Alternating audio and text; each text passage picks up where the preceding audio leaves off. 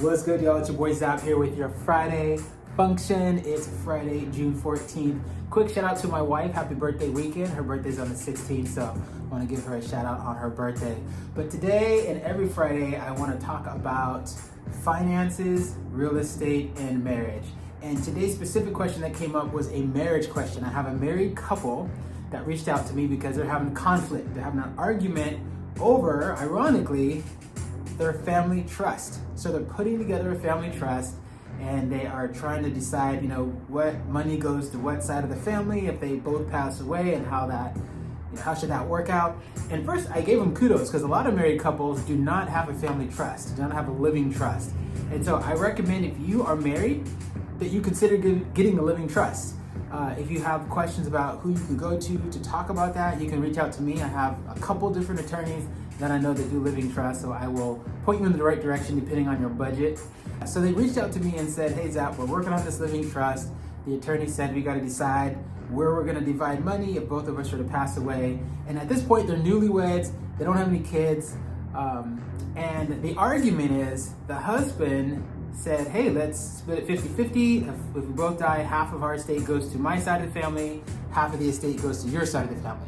The wife doesn't like that idea because she says, well, the husband's family is pretty affluent, right? They already have money, they're pretty successful, they're pretty wealthy.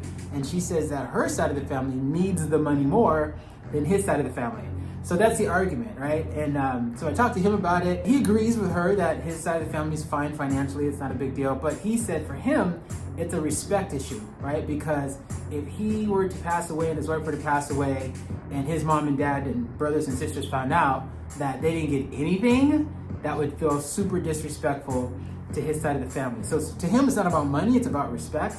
And to her, of course, talk to her side of the story is, well, again, they don't need it and my family needs it more. So what's the solution?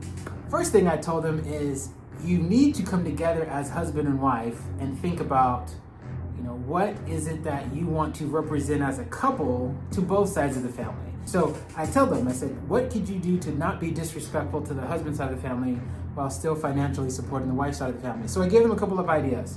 One is when you do a trust, it's not all about money, right? The trust is also about assets and about resources. And so what you can do, and what my wife and I have done, is we can set it up so that someone who's really good at money manages the trust, manages the assets, while another person is a beneficiary of the trust. And so they get the assets or they get the money. So for example, if I pass away and my parents pass away, my uncle is set to be a trustee of the trust. He's gonna be in charge of the trust and run it. But my little niece, who's at this point 5 years old, she's gonna be a beneficiary.